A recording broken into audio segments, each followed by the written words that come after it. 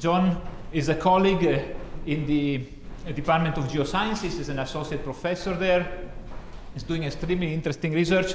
He started with a bachelor cum laude at Harvard. Then he got a master at Cambridge, UK, came back to the US, again at Harvard to get his PhD, came to Princeton with a Hess fellowship for postdoc, and then he became faculty where he's now associate professor. Among the several awards, I'm just going to mention the latest, the 2021 visiting faculty, Leverhulme visiting faculty at Cambridge again. His research is really cool, it's very interesting, as you will see for yourself in a moment. He studies ancient climates, carbon dynamics, oxygen dynamics in the past, but also to understand our present and future climate. So it's not just extremely interesting, but also extremely important. And with that, I know he has many slides, so I'm going to turn the mic to him. Thanks John, for this exciting research. Thank you all very much for being here. And yeah, in the interest of time, I would love to get going because there's a lot of stuff to cover here, but it's great to be here giving this talk.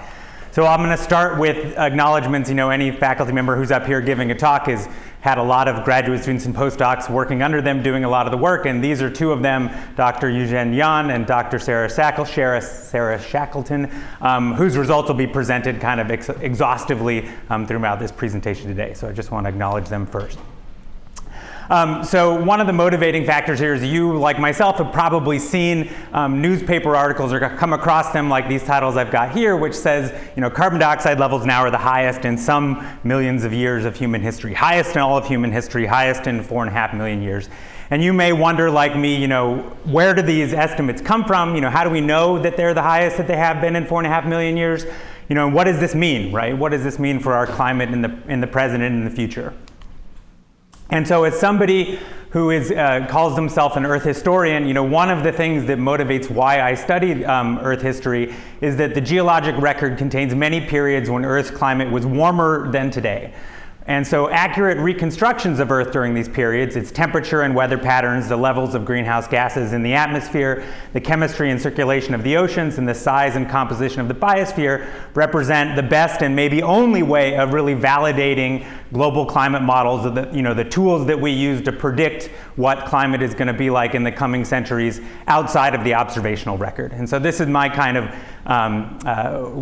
shtick into Earth history, and why it's important for the future is that, you know, to be able to see the future, we have to know something about the past. And so if you don't think about Earth history a lot and climate and what these things mean, you know, we throw around things like a degree Celsius, and sometimes that's hard to translate into meaningful stuff. And so I've got this sort of handy map that tries to translate global climate and big scale thinking into stuff that is more kind of tangible for us. So here we are in 2022. The amount of carbon dioxide in the atmosphere today is about 420 parts per million. That's 140 parts per million higher than it was prior to the Industrial Revolution. The climate today is about 15 degrees C, which is about a degree warmer than it was prior to the Industrial Revolution. And sea level is about 1/4 of a meter higher than, again, the Industrial Revolution. And so if you know anything about Earth history and climate variations in the past, you're probably familiar with the last great ice age, which was around 20,000 years before present. Here, just to, again, provide the reference frame, here we have a picture of North America. This large white thing is called the Laurentide ice sheet, a multi-kilometer thick ice sheet that was sitting over a large chunk of North America. Carbon dioxide in the atmosphere we know to be about 100 parts per million lower than the pre-industrial. Climate was something on the order of 5 degrees cooler, and sea level, because of the existence of these large ice sheets, was much lower than it is today, about 120 meters. To put that, you know, much closer to home, I liked this article from the New York Times that came out a couple years ago that just showed the end of this very large ice sheet. The terminal moraine essentially runs right through New York City. And so, you know, just again, putting these sort of large climate variations in Earth's history into a local context that means something. And so what is this, you know, we have these large variations in Earth's past. What do they mean for, you know, our ability to understand and predict the climate? And so I pulled this example from a paper that came out last year which is essentially running a bunch of what would be considered some of the latest climate models and trying to estimate what the world was like during the last glacial maxima 20,000 years ago. And so the gray band that you can see here are the estimates we have for what the world were like from proxies and things that I'll talk about today. And then the three different curves you see here are three different types of climate models that were run. And I don't want to get into the details of this, but one can see from the mismatch between this model and the data here is that something is amiss, right? This model is not reproducing the data. And so this offers us an opportunity to actually take these climate models that we have and test them against the geologic record, right? Observations in the past. And though the last glacial maximum, we know a ton about this period and it's very important, you know, it's an ice age, right? It's a very different climate from the one that we are thinking that we are heading towards in the next coming centuries. And so from an Earth historian perspective, this is an easy fix. You just look for a different time in Earth history. You don't have to go back that far. This is a snapshot of kind of what North America looked like around 3 million years ago. And estimates from there suggest that sea level, you can see that, you know, it looks a lot like today with the fact that there's most of Canada has not been glaciated yet, so it's nice and lush and green, and places like Florida are almost entirely submerged. So estimates of sea level at the time coming from geologic observations, where essentially geologists go out and map where the shoreline was in the past. This is an example from South Africa showing a shoreline from about 3 to 4 million years ago that was 20 or 30 meters higher than the present. And so there are these estimates that, you know, 3 million years ago, the sea level was substantially higher than today. In addition, we think that the climate was, you know, somewhat warmer, maybe on the order of 2 degrees globally. There are a number of different reasons that we think this, but one of the things is that there are observations, again, in the geologic record of stuff like camels that lived way up here in Ellesmere Island in Arctic forests, right? And so this is not the type of biosphere and climate that we have up there today, suggesting, again, this, you know, world from 3 million years ago was a different kind of warmer place. And then the last bit, which I'll come back to and is one of the focuses of this talk, is that our estimates for carbon dioxide, right, the main greenhouse gas that we think might be causing this sort of warm background climate, is quite variable, everywhere from 250 to 450 parts per million. And those of you who are paying attention today will note that this is just about higher, slightly higher than the level we are at if you go outside right now. And so as Earth historians, we can put these sort of three snapshots that I've showed you, the present day climate, 20,000 years ago and 3 million years ago, in a much longer and more continuous record that I'm showing you here. Now this record, which spans the last 5 million years, is made up of essentially two different types of analyses. The ones, and both of them are measured in the shells of these marine protists called foraminifera that are pictured here. And these guys live out in the open ocean, and they form shells made of calcium carbonate. And by essentially measuring the chemistry of the shell, here we're looking at the ratio of 2 oxygen isotopes in that shell, we can use it as a way to look at variations in Earth's climate in the past. And it turns out that the signal that you see here is a combination of two effects in the environment. One is temperature and the other is ice volume, but they go together such that you can see the wiggles here essentially indicate large swings in Earth's climate system, with warm climates up here and cold climates down there. The last glaciation was this little last dot that we looked at right there. So 20,000 years ago, and then the period 3 million years ago would be up here. And so in addition to getting this kind of beautiful and indirect measure of Earth's climate system over the last 5 million years, similar sorts of chemical measurements on these sorts of foraminiferal shells have tried to reconstruct the amount of carbon dioxide levels in the atmosphere. And I'm not going to get into the details of this, but what you can see here is that there's quite a range, right? This is where this large uncertainty comes from as to how much carbon dioxide is in the atmosphere. And on top of this, I forgot to mention, but I'll just point out that this is all occurring in the kind of backdrop of human evolution over this same sort of time window. And so there are a bunch of different aspects of these climate records that we find interesting. One is just, what has driven this progressive cooling over this interval, right? On average, the world was warmer 5 million years ago. On average, it is colder now. What caused that? We have other things, like the size of these glacial cycles have gotten bigger. They're much smaller over here. They've gotten much larger over here. The final aspect of these records, one of the final aspects that we find interesting is actually the length of these glacial cycles have gotten longer, from something on the order of 40,000 years over here to something on the order of 100,000 years over here. And finally, kind of overarching all of this is how much or to what extent are these variations in Earth's climate system driven by variations in greenhouse gases, right? Is this signal primarily that we're looking at a signal of changes in the carbon cycle and its effect on Earth's climate system? So the overarching big question here is, were levels of atmospheric CO2 and other greenhouse gases higher in the Pliocene, this period 3 million years ago, and what role did they play in global climate change over the last 5 million years? And just to show you that we're not the only ones who think this is important, this is just coming from the IPCC report, where essentially they look at these past climates as a way to, again, explore the sensitivity of Earth's climate system to future increases in atmospheric CO2. And the point here is that medium confidence is actually not very high confidence, right? So we could improve our estimates of past climates if we could know what greenhouse gas levels were better 3 million years ago. So in addition to just knowing what the temperature was like and how that relates to greenhouse gases, there are all sorts of other things that climate scientists and Earth historians would like to know about, right? What were the other ways that the Earth was different? So greenhouse gases other than CO2, things like methane or N2O. We have the biosphere, the terrestrial marine biosphere. How productive was it? What was its composition? We have aspects of ocean and atmospheric circulation and climatology, right? We would love to know more about these things and how they behaved in this sort of warmer world. And while I don't think ice cores provide you answers to necessarily all of these sorts of things, they provide you insights into a number of them. Okay, so finally we're going to get into the meat of this talk and talking about ice cores and extending and learning about what ice cores tell us about their Earth history and trying to get essentially as old as ice cores as possible.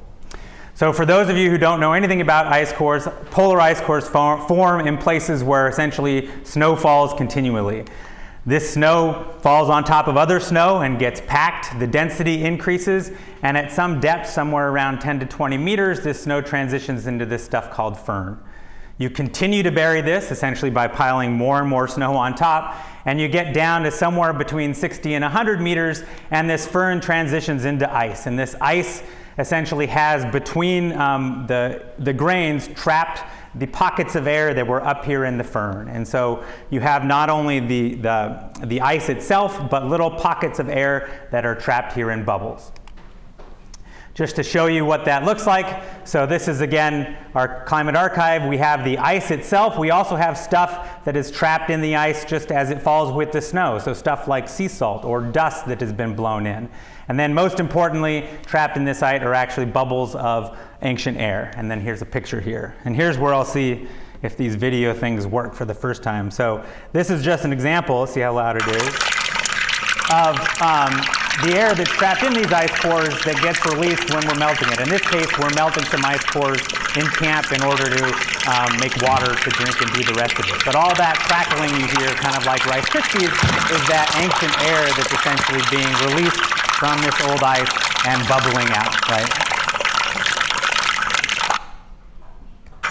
Oops, all right. So why are ice cores so good? Well, one of the reasons they're so good is that they provide a really accurate record of atmospheric composition, right? As I talked about, they trap these bubbles of ancient atmosphere.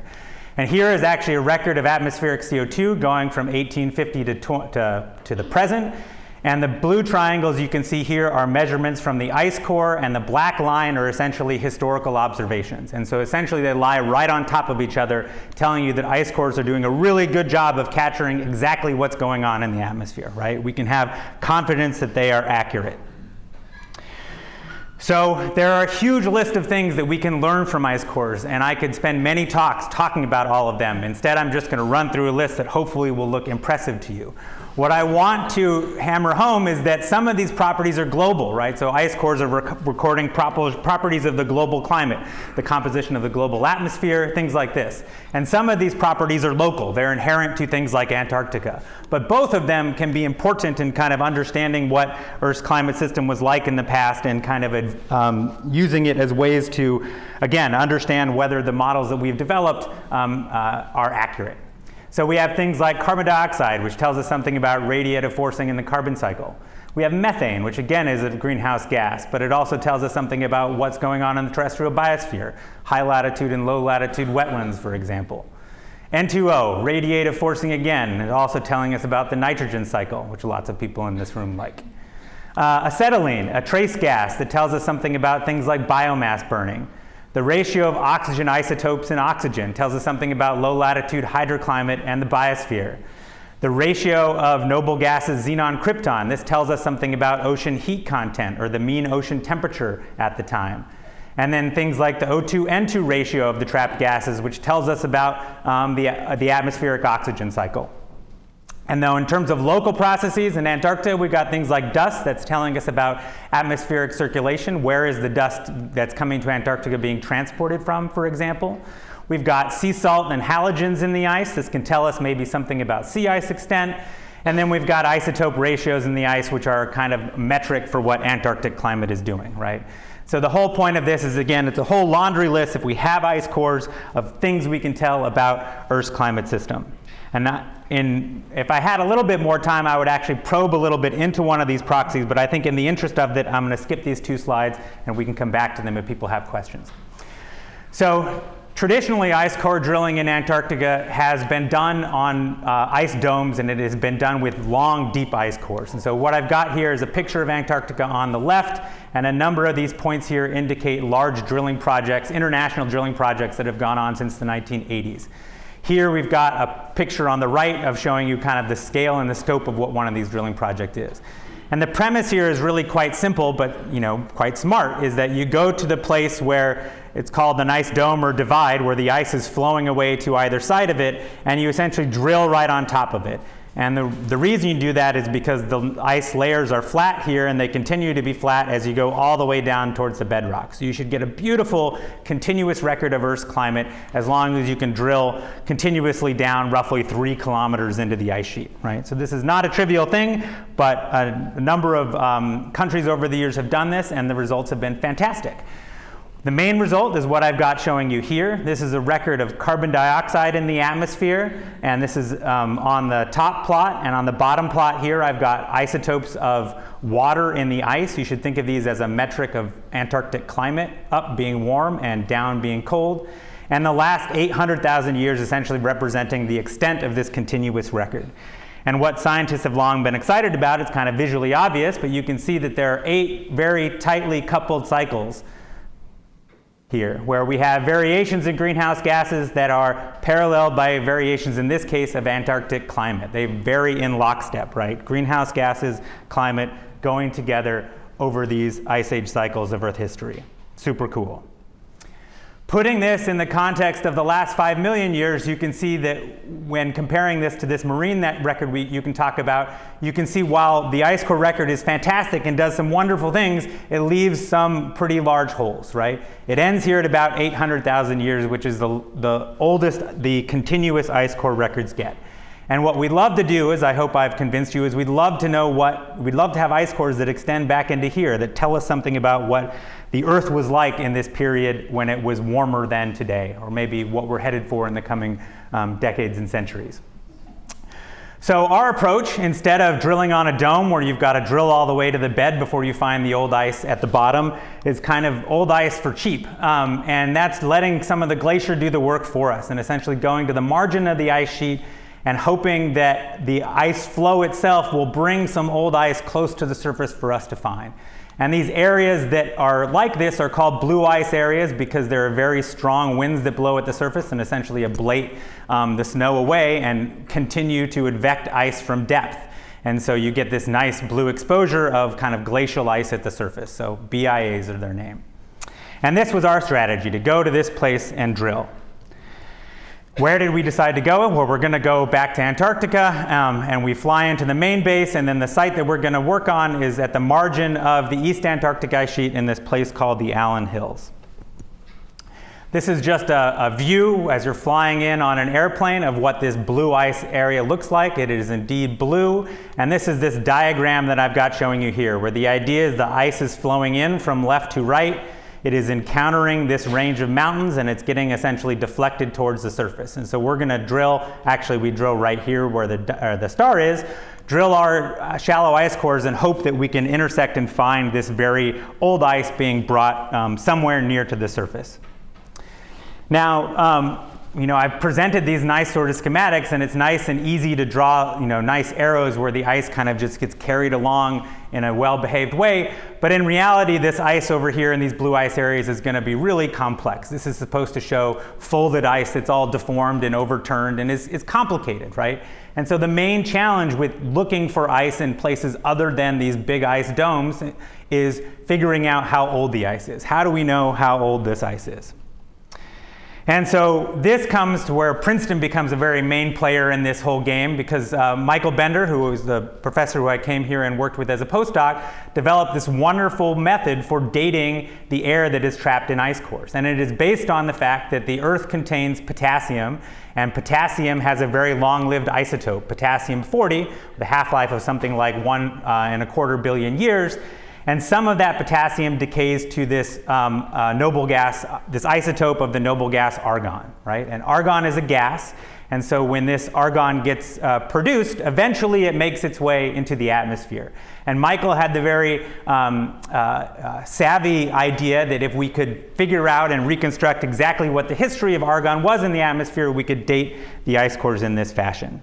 And so just to walk you through how this exactly works, if we think about the Earth 4.5 billion years ago, we've got all our potassium-40 there, very little has decayed, and very little argon-40 in the atmosphere. Over 4.5 billion years of Earth history, we have decayed that potassium-40 away, we've produced all this argon, and this argon has leaked out into the atmosphere.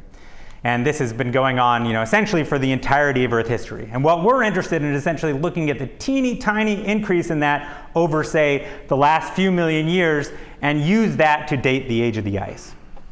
And so in 2008, this paper by Bender et al. Was published, where they actually did this on ice cores of known age. So this is age on the x-axis, and this is argon isotopes on the y-axis. And you can think of these negative numbers here as just indicating a deficit in this isotope, or this argon-40 isotope.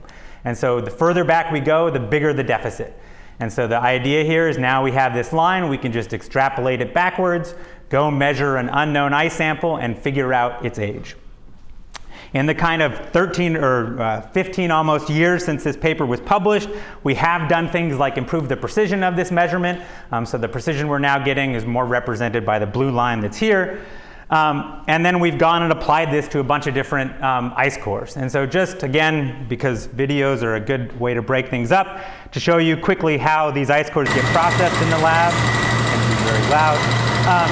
But the ice is essentially, the air is liberated from that ice core, and it transits this series of vacuum lines and essentially ends up being frozen down in a quartz tube here. And that sample is then essentially, the argon in that sample is separated from the rest of the gases, taken and analyzed on the mass spectrometer to determine the deficit in 40 argon and then essentially its age. I'm going to skip this second one. It just shows you air leaking out. Okay, so we have done this. There have been 4 field seasons that I've been a part of essentially since coming here in 2009, 2010, and these are some of the papers that are associated with this. And what I'll kind of talk you through today, the reason that you've sat through this talk in part is that we'll have new data from a drill season we had in 2019, 2020. And so I guess we'll, how are we doing on time? Somebody give me a time check. Well, we can, while I'm talking about this, just to give you an overview of Antarctic fieldwork and what it's like, we spend about 2 months down there. We travel down in November. We're there for about 2 months. It's a field team of around 8 to 9 people. And we are transported out in the field and essentially live and work there for that entire duration. While we're out there, we're doing things like setting up drill tents and then doing the actual drilling, taking the drill tent down, moving it to a new drill site, all that sort of stuff. This is just showing you an example of what it's like to put up these sort of drill tents over the course of a day. You can kind of see the shadows here migrating from here over to here. You need exceptionally kind of good weather in order to do this sort of stuff. And so this is a particularly good day in Antarctica. But once you get that tent set up, if you want to actually look at what the drilling process is like, how it goes is that an ice core that has this inner and outer barrel, it's about 1.5 meters long. It drops down the hole. It drills the ice core. While it's drilling the ice core, it's kind of generating chips that are transported up this outer barrel. At some point, this thing fills up and you have to stop drilling. And then you have to drag the whole drill back up the hole, lay this thing down, take out the ice core, dump out the chips, reassemble the drill string like this, and then drop it back down the hole. And so you drill kind of meter by meter in this process. Each one is a new meter to drill. You know, you may get a nice, beautiful, perfect core. You may get something that's broken up and unusable. It's kind of always an adventure. But this is the process. Okay, so doing that, what do we end up generating, right? So the previous papers that we published from my group in 2015 and then again in 2019 showed that we could use this approach to essentially generate new snapshots of Earth's climate system from ice cores that are older than 800,000 years. So this first paper found ice that was on the order of 1 million years, and then in a really exciting observation, Jan et al. In 2019 was able to get snapshots that went back on the order of 2.7 million years. And kind of the newest and most exciting thing is that we went back to this in 2019-2020, drilled again with a much bigger drill rig this time, just larger diameter cores that you saw in that last video. And then Sarah Shackleton, the postdoc working on this, generated all these sorts of ice dates in the bottom 25 meters of this core. And so what you can see here, kind of the most exciting thing, is that at the bottom here we have ice that we have dated by this measurement of argon-40 deficit to be on the order of 4 million years old. And in addition, you can see this ice is kind of complicated stratigraphically. You've got young ice and then older ice, and it's kind of, you know, it's folded, it's complicated. But what's interesting is that we have all this ice that is now much older than we had previously thought, and well within this range of kind of this very interesting period in Earth's history from, you know, 3 million years ago. And so we can take this and we can kind of add these new snapshots to our record now and say that we're kind of further extending this record back. All this data, I should say, is unpublished. These are results that are new as of, you know, the last 4 or 5 months. And then we can do things like start to generate new records or extend records of, say, mean ocean temperature. And so this is a proxy or a representation of the temperature of the average temperature of the ocean. And we're able to essentially get new measurements of this that extend it back to 2.7 or 3 million years. And I'm not going to discuss, you know, what these essentially mean in detail, other than just to point out that this data is starting to be generated, and we're going to be able to start asking all sorts of important questions using these ice cores from these older times. And kind of the last one, which I'll throw up here, because carbon dioxide is something that people are excited about and really interested to know, is that we have essentially 2 measurements of CO2 values from 2.7 million year old ice that we think are pristine, and they both give us a value of something like 248 parts per million. And while, you know, I don't want to make too much of this, you can see that these values here from the ice cores are definitely on the lower range of these values that were reconstructed by these more indirect means from fossil marine organisms, right? And so I think one of the things that we're most interested and excited about is seeing how this record of atmospheric CO2 fills out, and how does it, you know, what does it mean for how we interpret these climate change over this time? And, you know, what do we do if carbon dioxide is not something like 400 parts per million 3 million years ago? And so with that, I'll have one more. So this work is not over. It's essentially just getting started.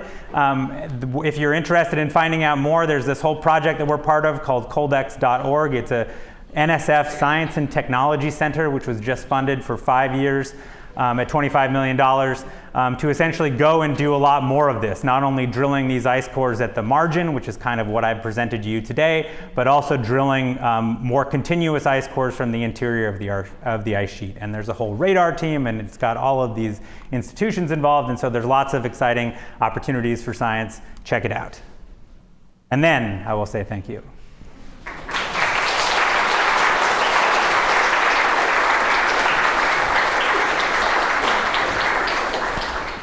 Thank you, John. I told you go school. Do we have time? I think we have almost 25 minutes for questions. So perfect. You went with a good pace. If you want to go back, you also only if there are questions. So questions from the audience, and then I'll check if there is something online. But let's start with the audience.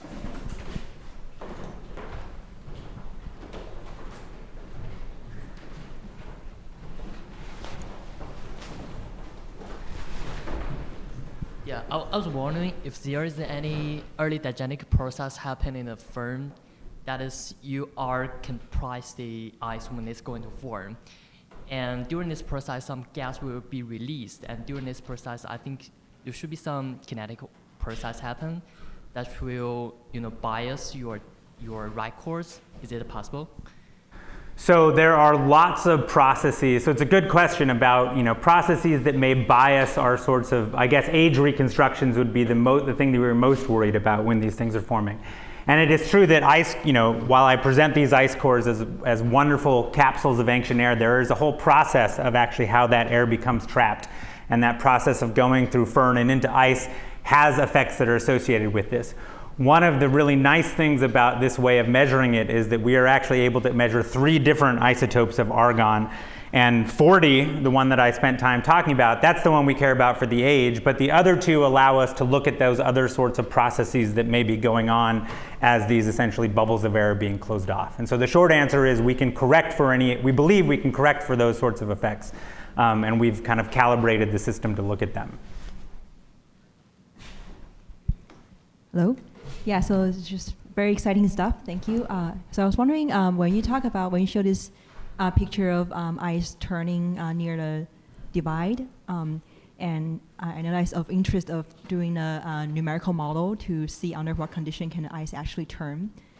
So one important component to do the numerical model is to know the rheological properties. So I was wondering, when you take out the ice core, before analyzing the chemistry, is there a way to take part of it to do send it to a rheology lab to measure the rheology? So I think the short answer to the question about whether we can determine the rheology of the ice if we're going to try to model this sort of system, which I think would be a great thing to do. Yes, I think there are things that you can, I don't know how directly it can be determined. I know that one can look at, say, the abundance of dust and other things in the ice that may affect its rheology, as well as, as crystal size and all sorts of other aspects of the ice itself that can be done. So yes, all that can be done as part of these ice cores, preferably before we melt the samples.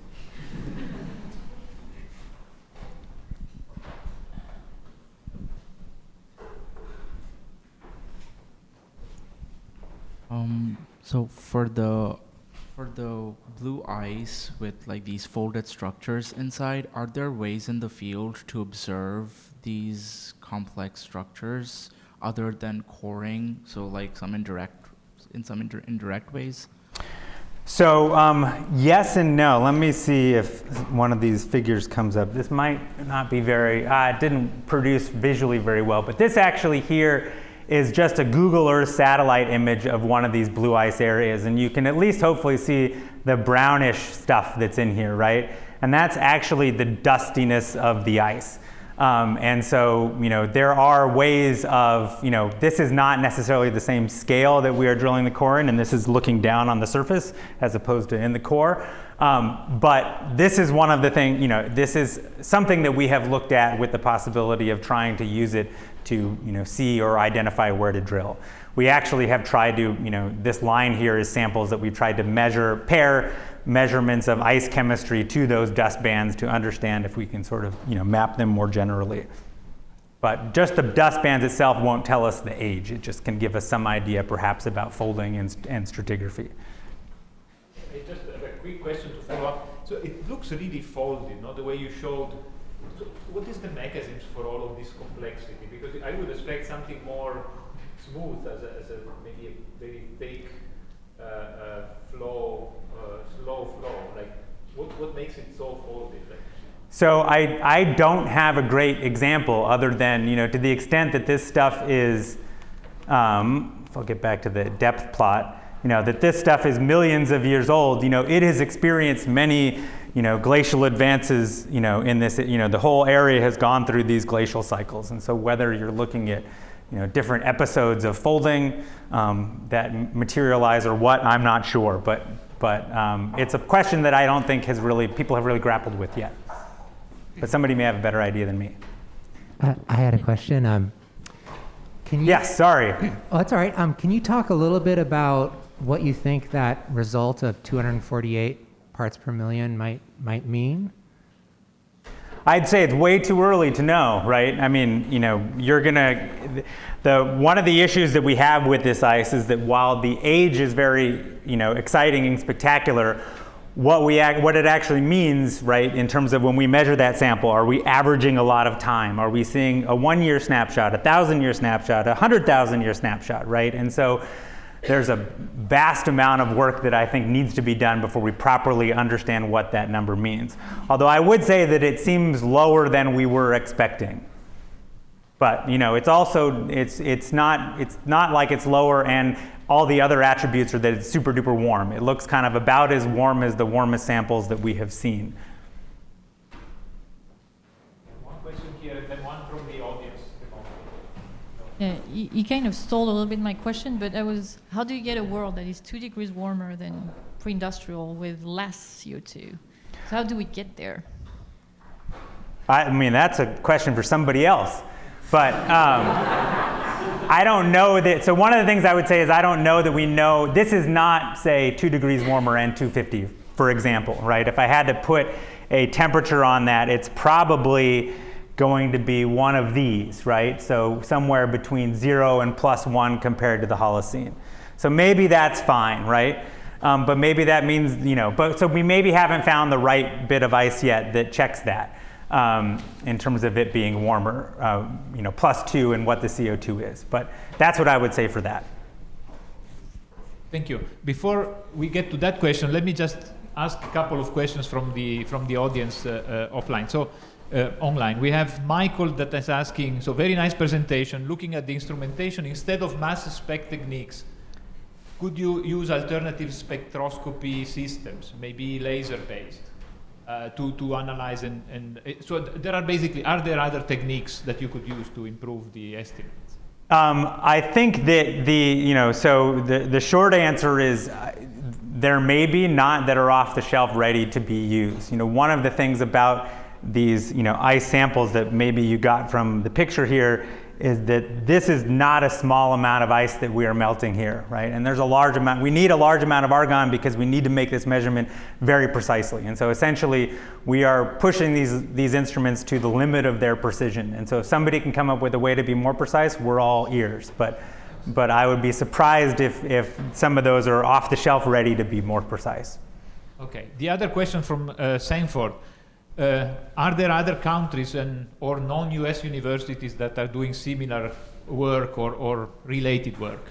Yes, so one of the nice things about the international ice core community is that, well, one, everybody is drilling deep ice cores, and one might think, oh, it's a big race, a competition, but in fact, we've all just decided that nobody's going to believe anybody else's ice core until we've got like 3 replicates, for example, right? Because there are actually in the ice core community known examples of things like in Greenland where the individual cores were biased systematically in a way, right? So people are happy with replication. But it's really a nice international partnership that's actually having a meeting in the coming weeks where everybody essentially gets together and shares ideas and information and stuff like this. And so it's a really nice, open international partnership in that regard. The only thing it gets difficult with is that there's a finite amount of ice, and so each country kind of has their own archive that is sometimes hard to get if it's not yours. Yeah, thank you so much for an absolutely brilliant talk. It's such an achievement of precision. And I have a question that's less scientific than more about the implications of the talk that you gestured towards at the end. It's an achievement of precision, but at the same time, it seems to me it's a visionary talk in the sense that these ice bubbles and ice these custodians and keepers of deep time, allow us to look back into the ancient past, but at the same time are visionary portents of the future through a theory of analogy, and which is really an extraordinary feat of precision. But there seems to be a provocative paradox haunting the Anthropocene in our time, which is the precision is there very often, but our senses are not tuned. Our human senses are not tuned to really imagine the temporal scale that you're talking about, or even the tininess of these ice bubbles. So I'm just wondering if your work, perhaps you're already doing it, doesn't invite a dynamic collaboration with the humanities, with, you've used the word storytelling in your title, and I think there's fascinating implications in what you're doing for notions and figures of time and storytelling. But I'm wondering if your work invites a collaboration with filmmakers, photographers, writers, poets, people who are doing animation work that might come together to make this incredible data imaginable, tangible, in order to achieve what you gestured towards at the end. The takeaway for climate debates are huge. So I'm just wondering if you're thinking about collaborating, having a collaboration between the sciences and the environmental humanities. Yeah, I mean, I am all for this stuff. You know, I think that there are lots of good ways for you know, those sorts of collaborations to evolve and develop, and it's certainly clear that you know, the traditional ways of communicating are evolving by the fact that you know, the one video I didn't show was one where once you're done drilling the ice cores, you can drop the ice down it, and it makes kind of a funny sound, and you know, that ended up going viral on the internet and getting, you know, far more coverage than any other science that I'll ever do. And so, you know, I do think there are interesting ways to sort of try to leverage those sorts of things and think about communicating more broadly. Hopefully that answers it. That was a great lesson. Thanks, Anna. Great. Do we want to? Yeah, I have yes. it. Yeah. So could you explain why you chose the Allan Hills? Is there any way to estimate the age without using the argon? So the reason for the Allan Hills, I don't think, I may have not kept this slide, but the short answer is that the Allan Hills is famous for people going and finding meteorites. And this is an example of a meteorite that we found down here. And so scientists probably since the 50s have gone to these areas for the same reason, because you've got this ice that gets brought to the surface and then the ice gets ablated away, but the meteorites get left. And so there's all sorts of, you know, many meteorites have been found from this area. There was a very famous one called ALH something something from that NASA publicized having found, you know, Martian life on back in the 90s. But that's where the initial kind of interest in the Allan Hills came from. There were scientists who essentially took those meteorites and figured out ways to determine how long it had been since they had essentially come through Earth's atmosphere. And that was the initial sort of idea that we had taken, that the ice there could be millions of years old, was that somebody had dated a few of these meteorites and said, this meteorite has been sitting around here for maybe 2 million years. And so that was the original impetus to go to this sort of area and start drilling.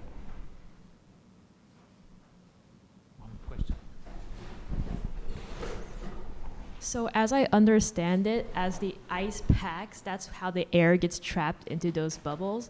But like, do we have a sense of whether the flow of the ice actually affects how well those bubbles stay enclosed or trapped? Because they do get pushed up to the surface, as you showed in that diagram, right? Yes, and so if we would be worried about, we're worried about when ice comes up to the surface because it will fracture and all sorts of things will happen. And so, you know, part of the thing with drilling, and especially if you want to use gases, is that you usually don't use the stuff that's right near the surface. And so we at least drill down a ways until we think we're below this sort of thermal cracking that comes in. So we're looking at samples of ice that have not been anywhere near the surface in the past. Now we can't exclude the possibility that they've had some complicated trajectory and were at the surface someday and then maybe got reburied. You know, that sort of thing is always maybe a possibility, but it's not an obvious solution.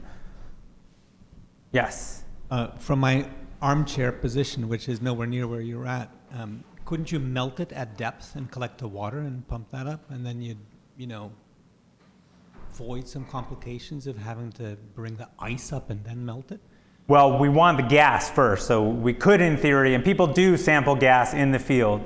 My sense is that logistically it would be more of a headache for the number of samples that you want to do than just keeping the ice frozen and shipping it back. Which, to be fair, is logistically not very easy in of itself. It's a whole campaign to take an ice core from Antarctica at minus 20 degrees and keep it at minus 20 degrees until it gets back here to New Jersey.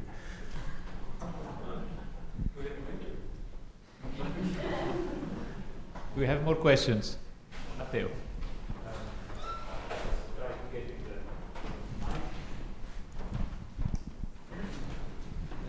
I have a question more about the interpretation of the data. So once you are confident about the accuracy, the aging of the core, and you have a proxy of temperature and the CO2 concentration, you find that in the past climate there was a warmer temperature associated with this particular CO2 concentration. How do you establish then causality pattern? How can you say, look, there is an increase in CO2 and this has caused an increase in temperature in the Earth because there are the forcing, and not, for example, the other way around, or maybe a feedback of the two, how those causality patterns are established? Well, in terms of causality, I guess the way I look at it is just as determining better what the boundary conditions are in the past, right? And so there will be a number of factors, right? The continental geography wasn't quite the same in the past. Many things will be different, of which greenhouse gases in the atmosphere is one of those components, right? And the approach that's been taken is to essentially try to, to use that as a way to, look at, in a broad sense, how sensitive the Earth is to changes in atmospheric CO2, right? And so, this doesn't assume necessarily causality between the two. It's just giving you numbers that you can then use if you want to then plug them into your models and see, can I reproduce the climates of, the past that I think I've got from observations based on these CO2 numbers, sort of thing. This was an amazing, unless there are other questions, I think this was an amazing talk, John. It was really great. I think we should take the water that you get, bottle it with the HMEI label, and sell it for fundraising. Drinking the 4 million old water would be quite interesting. But anyhow, join me in thanking John again for this one amazing talk.